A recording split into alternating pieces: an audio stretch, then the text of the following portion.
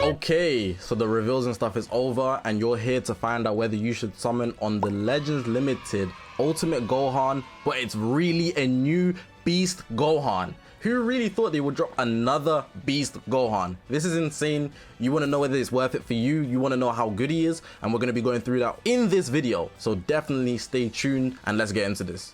Now, before we go in any deeper, I gotta put out some disclaimers for the guys that are just ready to spend all their Chrono Crystals. This is not a disclaimer to say you shouldn't spend on the banner. The banner is worth it. I'll say that before we even break down the kit. But what I want to do is tell you that you shouldn't dive in head first. There's going to be every content creator doing showcase. I will be doing a showcase, so watch every showcase, get your opinion on them. You can even try them in the summoning tab yourself before just summoning on the banner. You're not a content creator. Most of you guys watching this video should not be content creators 100%. So if you are a viewer, watch showcases, get somebody else's opinion, let someone else spend the Chrono Crystals on the unit first. That's going to 100% spend the Chrono Crystals on them. Get your opinion, then you can maybe summon on the unit after that, whether you want to or not. And then when you're summoning on the unit, also don't just go all the way in. Maybe get one copy if you can, and then after you get the copy, you just fill them out. If you feel they need more stars, then you go and do that, because you have to consider there is 2 more parts of the festival, most likely 3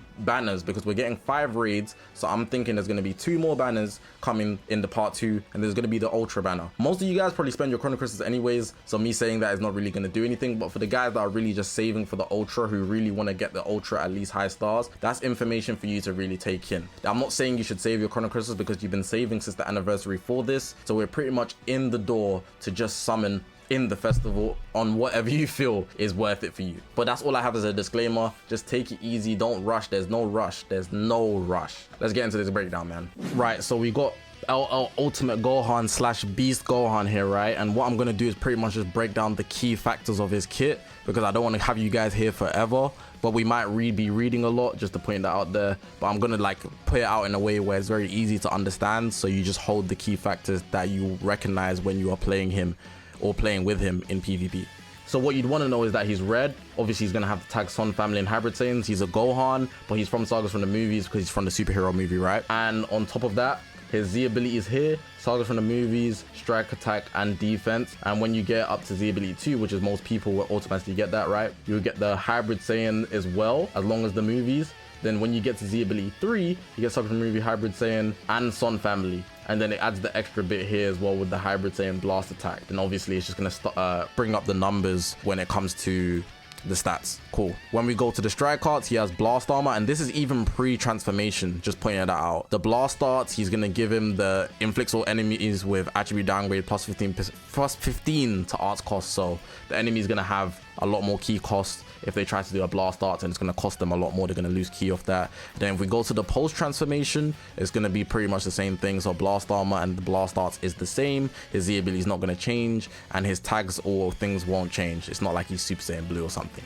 So that's like the core things you'd want to know about his kit. Let's actually dive into the, you know, the depths of what he can do. So if we look at his main ability here, his main ability is going to basically put him into a transformation state. So he's going to transform into Beast. He's going to get health, and he's going to get ki.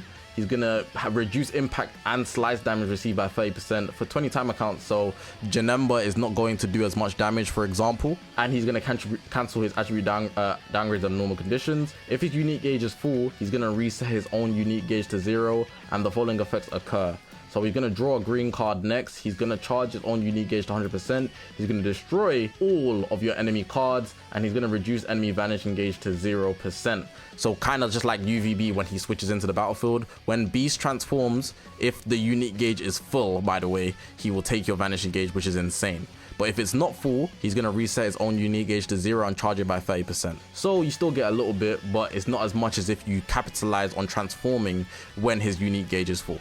If we go to the blue card, you get some base things here. So he's going to get restore vanishing to 70%. That's literally 3 times just for free, and he's going to do special move damage, of course. But if his gauge is full, you get these extra factors.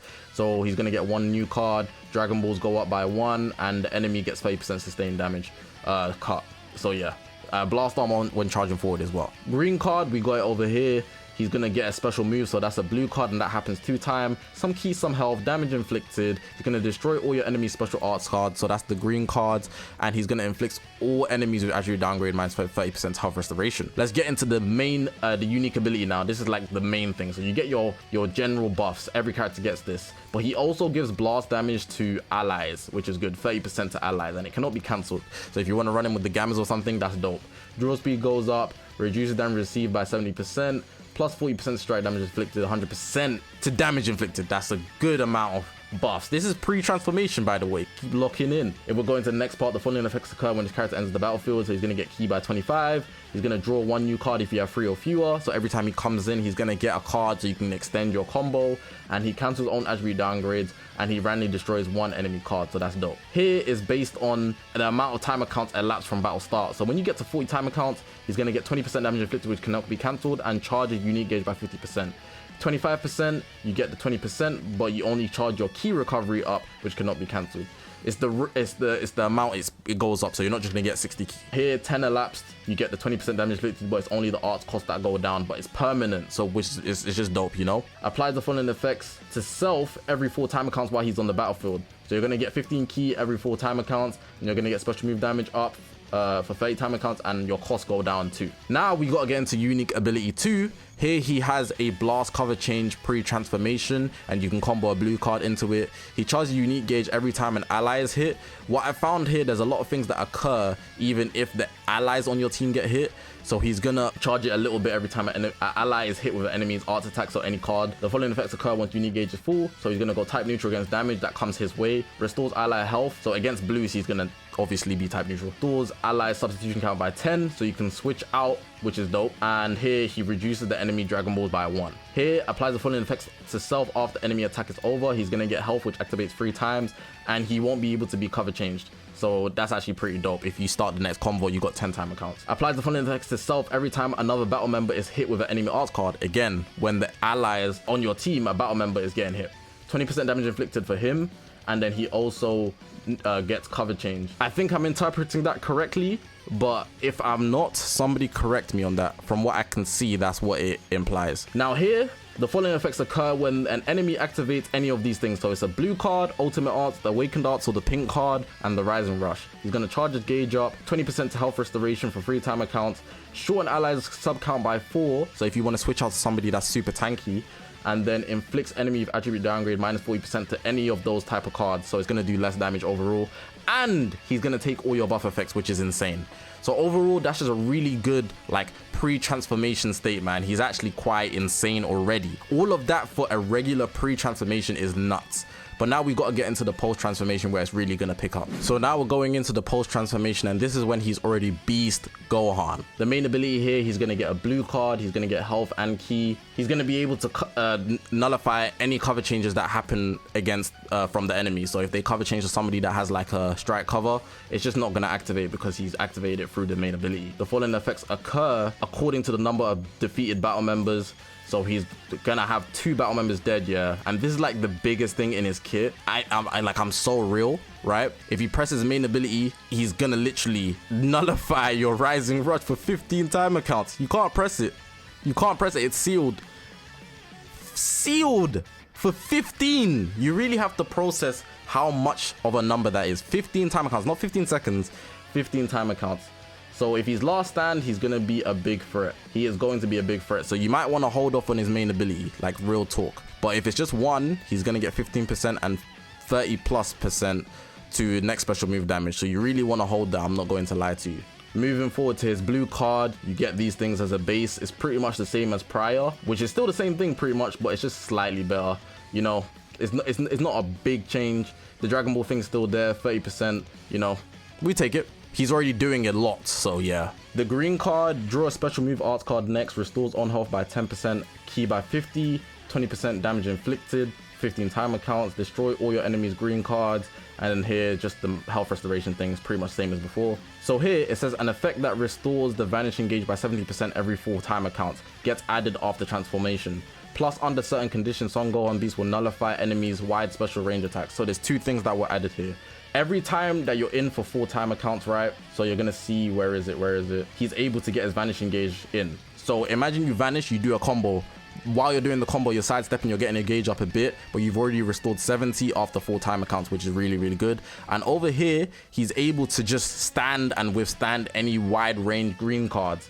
So you know, like Yellow Jiren, when he transforms, he's able to just take the green card, it will put you at a stalemate.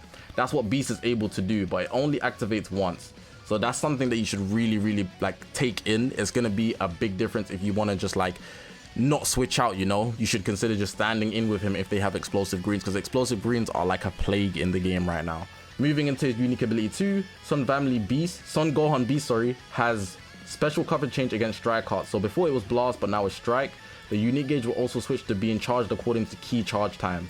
So you have to charge your key for that. When the unique gauge is full, powerful effects such as an increase to arts card draw speed and nullification of unfavorable elements factors will activate. So those are like the additions to what has changed here. So you can see here, according to key charge time, rapidly charges on unique gauge. So charge stepping is going to be useful. I'm pretty sure. I'm pretty certain. Nullifying unfavorable element factors. So he goes type neutral, which is good. It's not just against damage received. It's just generally type neutral. Draw speed as well is here, and the key factors. Over here, everything else applies effects when enemy attacks over. It's pretty much the same. Applies the following effects to self every time a battle member is hit.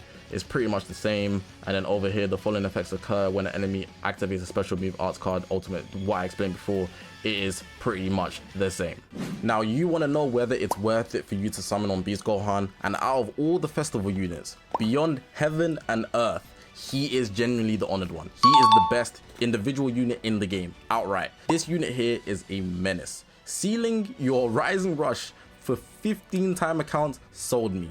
But on top of that, he's removing your vanish. He has those aggressive unique gauges where he's going to be doing a lot of damage to you. It's problematic dealing with this guy. Unless his stats are just so below par with everybody else in the game, he's the best unit in the game individually. Now teams do play a factor, but I feel like his teams are so versatile and stocked up anyways, it doesn't matter what team you put him on, he's going to be able to cook. So if you want to know whether you should summon, I think Beast Gohan is almost a must summon. But again, watch your showcases and you know, get your opinion before you dive into the deep end, you know. But I 100% think Beast Gohan, out of all the units released for Part 1 Festival, he's number 1. He is clear. He might be the best unit in the game, but at least out of all the characters that I've released individually, he is absolutely clear of every unit. Just without a doubt. Now some people want to know what I'm going to be doing, and I'm going to tell you straight up, I'm going to be summoning on this unit. I'm going to be getting a copy. I'm not going to go deep straight away. I'm going to consider my options, but after I get that copy, if I like them, then I'll go in some more, because I am considering the fact that they're going to drop an ultra, and if it's ultra G4, I want a 14 star and without a lot of hassle, you know. But again, it's down to my luck and how the summons goes anyways, so I can't 100% say like X thing's going to happen, but I will be getting this unit. That's pretty much what you want to know out of me. I will be summoning for this unit. Full stop. But yeah, that's going to be the end of the video. Hopefully you guys did enjoy this video, man. If you haven't already, make sure to press that subscribe button, man. We're on this grind to 100,000 subscribers. If we can hit this festival, that would be phenomenal. But of course, all your love and support is appreciated either way. I'm gonna leave it at that though, guys. I appreciate you guys for watching. My name's Zakashi, guys, and I'll see you guys in the next one, man.